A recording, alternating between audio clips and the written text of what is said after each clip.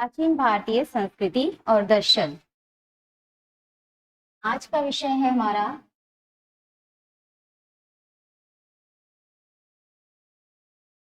प्राचीन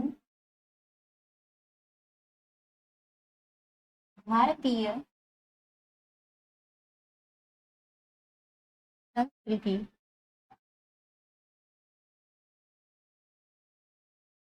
आज हम लोग इस विषय पर चर्चा करेंगे। लिख लीजिएगा आप लोग सभी। आज का हमारा जो पाठ्यक्रम का विषय है वो है प्राचीन भारतीय संस्कृति। तो प्राचीन भारतीय संस्कृति में जैसे कि भारतीय संस्कृति शब्द क्या कह रहा है, हम लोग संस्कृति किसे कहते हैं? संस्कृति के अंदर आ जाता है कि जो भी हमारा आचार व्यवहार हो रहा है ना, मानव का जितना भी आचार व्यवहार है वो क्या बना रहा है, हमारी संस्कृति बना रहा है। अब उसमें भी कैसा आचार व्यवहार, तो जो संस्कृति शब्द है ये कहते हैं संस्कृति शब्द बना है सम उपसर्ग पूर्वक त्रि धातु तीन प्रत्यय से, जहां प्रिय अर्थ जो है ये धातु का अर्थ भूषण अर्थ में, अच्छे अर्थ में है, आभूषण अर्थ में। तो संस्कृति शब्द का जो एक अर्थ आएगा वो हमारे पास आएगा सम्यक कृति, भूषण अर्थ में। ऐसी संस्कृति, संस्कृति क्या हो गई, सम्यक कृति। ठीक है, सम्यक कृति अर्थात ऐसी चेष्टाएं जो क्या है, सम्यक है, अच्छी है, भूषण मतलब अच्छी। तो ऐसी जो चेष्टाएं हैं, कृति मतलब कार्य चेष्टा, ठीक है, मानव की, मनुष्य की जो भी कार्य या चेष्टाएं हैं वो कैसी हैं, सम्यक है। इसकी अब यहाँ शब्द बता दिया भारतीय।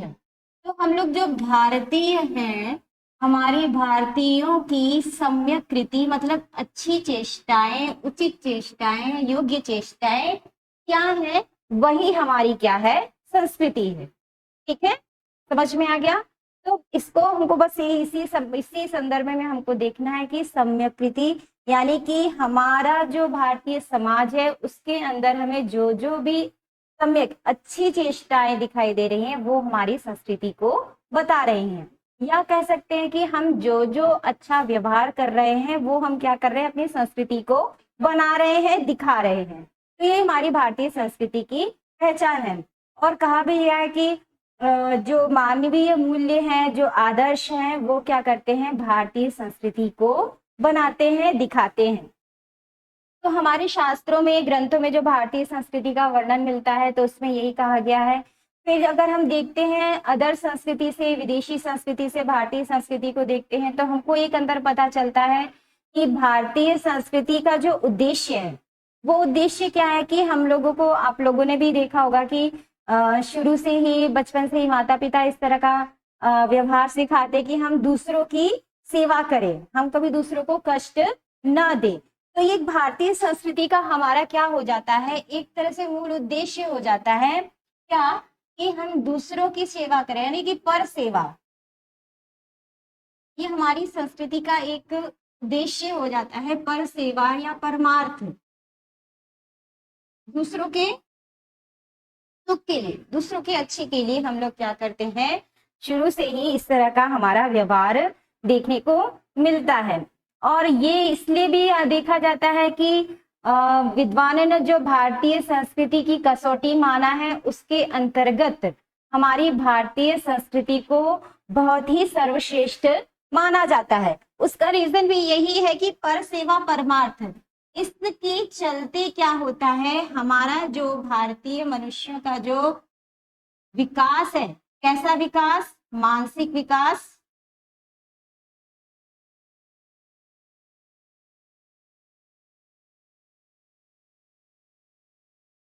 ठीक है, ये मानसिक विकास उच्चतम कोटि का हो जाता है, जिसके चलते हमारी संस्कृति क्या हो जाती है, सर्वश्रेष्ठ हो जाती है। और सिर्फ मानसिक नहीं, इसके साथ हमारे जो विद्वान है वो आत्मिक विकास को भी जोड़ते हैं, जो हमारा आत्मिक विकास है और साथ में ही शारीरिक विकास। तो एक तरह से कह सकते हैं हम कि जो मानव का शारीरिक, आत्मिक और मानसिक विकास है, ये हमारी भारतीय संस्कृति को बताता है, हमारी संस्कृति को बताता है। भारतीय तो हम हैं ही, हमारी संस्कृति को बता रहा है। संस्कृति क्या शब्द कह रहा था कि सम्यक कृति। तो मानव की सम्यक कृति कब बनेगी? जब उसका शारीरिक विकास अच्छा होगा, आत्मिक विकास अच्छा होगा और मानसिक विकास अच्छा होगा। जब तीनों ही उच्च कोटि का होगा तो हमारी संस्कृति भी कैसी होगी? उच्च कोटि की होगी। और विद्वानों ने जहां तक अध्ययन किया है उसमें उन्होंने पाया भी है कि भारतीय संस्कृति क्या है? सभी बाकी संस्कृतियों में सर्वश्रेष्ठ है। क्योंकि हमारे यहाँ क्या है, मनुष्य जन्म लेता है तो उसको एक लक्ष्य दे दिया जाता है। मनुष्य जन्म का लक्ष्य, अभी लक्ष्य क्या है? हमारे शास्त्रों में आता है मोक्ष प्राप्ति। लक्ष्य क्या है? मोक्ष प्राप्ति। अर्थात मनुष्य ने जो जन्म लिया है उसके जन्म का जो उद्देश्य है, जो लक्ष्य है, वो क्या होना चाहिए? मोक्ष प्राप्ति। अब जब मोक्ष प्राप्ति, जब हम उसका उद्देश्य रख देते हैं, उसका लक्ष्य रख देते हैं, तो इस मोक्ष प्राप्ति के लिए मनुष्य को कैसा क्या कार्य करना होगा? अपने सारे विकासों को ध्यान में रखना होगा, शारीरिक, मानसिक, आत्मिक। सिर्फ शारीरिक विकास से वो मोक्ष प्राप्ति नहीं कर सकता है, न सिर्फ आत्मिक विकास से कर सकता है, तीनों ही विकास उसको उसमें चाहिए। मोक्ष प्राप्ति के लिए तीनों ही विकास उसके लिए जरूरी है। तो इस मोक्ष प्राप्ति के लिए जब मनुष्य तीनों तरह के अपने विकास कर रहा है तो वो क्या कर रहा है? संस्कृति को बना रहा है। ठीक है, क्योंकि मोक्ष प्राप्ति के लिए वो जो कार्य करेगा वो कैसे होंगे? उसके आपके उच्च कोटि के होंगे। मोक्ष प्राप्ति इतनी सरल नहीं है, उसका जो रास्ता है वो क्या है? हाँ, कठिन है। और कठिन के साथ साथ वो एक उत्तम रास्ता भी है, एक तरह से गलत रास्ता। हाँ, बुरे कार्य उसमें नहीं होंगे, तो जाहिर सी बात है, तो वो जो संस्कृति होगी वो कैसी होगी? उच्च कोटि की होगी, सर्वश्रेष्ठ होगी। प्रकार यहाँ पर ये भी कहा जाता है विद्वानों द्वारा कि जो मनुष्य है वो अपने क्या करता है? जीवन के समस्त क्षेत्रों में उन्नति करता है ना? तभी वो क्या करता है? आगे बढ़ता है। और उसी से क्या कर रहा है? जितने भी क्षेत्रों में उन्नति कर रहा है, चाहे वो राजनीतिक क्षेत्र हो, चाहे वो ऐतिहासिक हो, सामाजिक हो, तो उसी से क्या कर रही है? हमारी संस्कृति बन रही है। ठीक है, तो समझ में आ गया संस्कृति और भारतीय संस्कृति। भारतीय तो हम लोग हैं ही, और संस्कृति क्या हो गई? इस सम्यक कृति, यानी हमारे जो एक तरह से, हाँ, अच्छे बुरे जो व्यवहार है, बुरे नहीं, हम लोग अच्छे को ही लेंगे, सिर्फ अच्छे व्यवहारों को लेंगे। या फिर एक और विचार आता है कि जो संस्कृति है उसको बोला है कि लौकिक और पारलौकिक, लौकिक और पारलौकिक।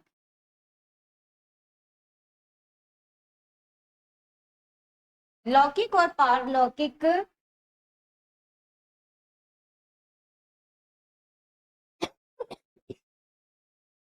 सर्वाभ्युदय,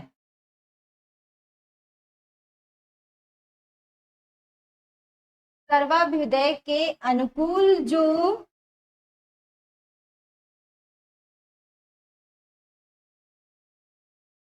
क्या होगा? मानव का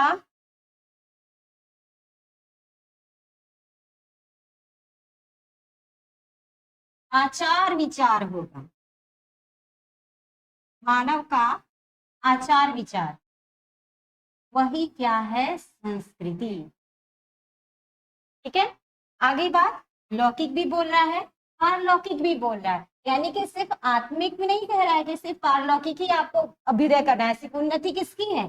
सर्वाभ्युदय, सभी की उन्नति, यानी लौकिक ज्ञान की भी उन्नति करनी है और अलौकिक, पारलौकिक, अलौकिक ज्ञान की भी उन्नति करनी है। उसके अनुकूल जो वो आचार विचार, आचार व्यवहार कर रहा है मानव, तो वो क्या कर रहा है, संस्कृति को बना रहा है।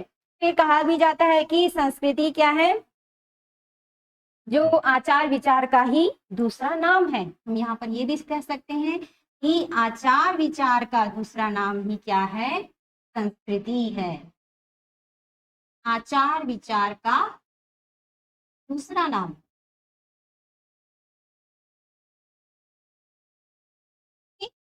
आचार विचार का दूसरा नाम संस्कृति। फिर इस पे हम देखते हैं कि कुछ और विद्वानों ने अपने मत दिए हैं जो संस्कृति को लेकर के। तो इसमें एक नाम आता है श्री चक्रवर्ती गोपालाचार्य जी, लिख लीजिएगा।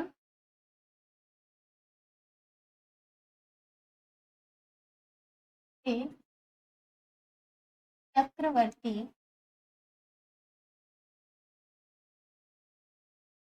गोपालाचार्य।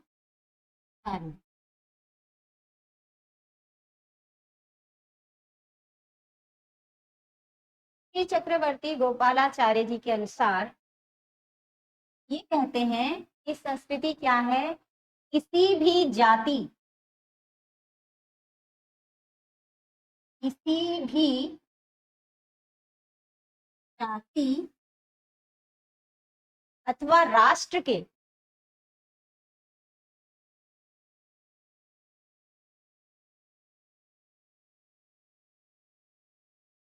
शिष्ट पुरुषों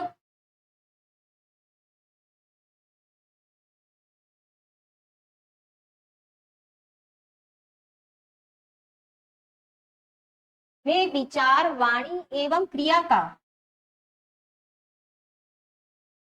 शिष्ट पुरुषों में विचार, वाणी एवं क्रिया का जो रूप व्याप्त रहता है,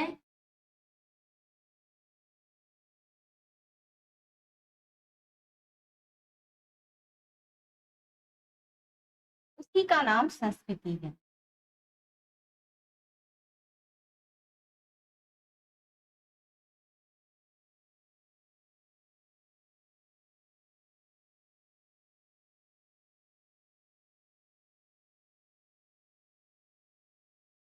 कहने का तात्पर्य ये है कि विद्वानों ने जो संस्कृति का अध्ययन किया, जो संस्कृति को परिभाषित किया, तो उन्होंने क्या पाया कि शिष्ट पुरुषों के जो विचार हैं, हम लोग देखते हैं समाज में कि सामान्य जन क्या करता है, हमेशा शिष्ट पुरुषों का, अच्छे लोगों के विचारों का अनुकरण करता है।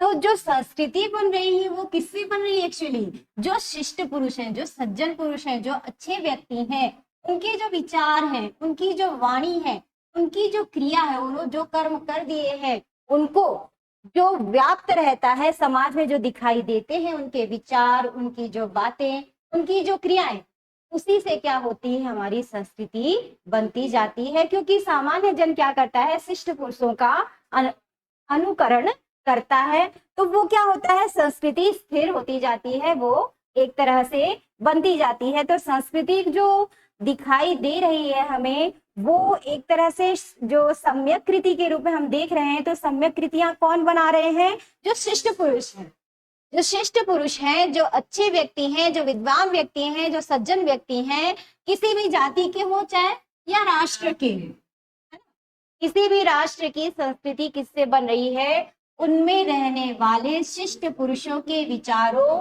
वाणी, बातों, क्रियाओं से वो क्या बन रही है, उनकी संस्कृति बनती है। ऐसा राजगोपालाचार्य जी संस्कृति को परिभाषित कर रहे हैं। और फिर वो ये भी कहते हैं कि हम अपने जीवन में जो भी संस्कार जमा करते जाते हैं, है ना, संस्कार जमा करना मतलब हमने किसी से सीखा, हाँ, उसको अनुकरण कर लिया, तो जो हम संस्कार जमा कर रहे हैं वो भी क्या हो रहा है, हमारी संस्कृति का अंश बनता जा रहा है, अंग बनता जा रहा है।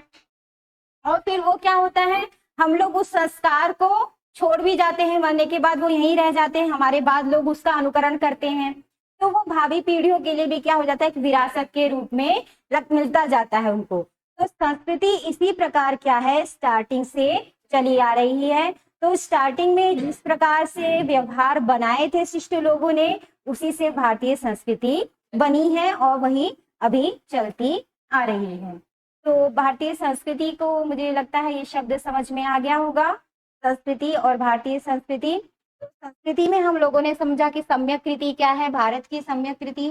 तो भारत की सम्यक कृति वही है, शिष्ट पुरुषों के जो भी क्रिया हमारे वाणी विचार है वो सब क्या है, हमारे भारतीय संस्कृति के अंतर्गत आते हैं। आगे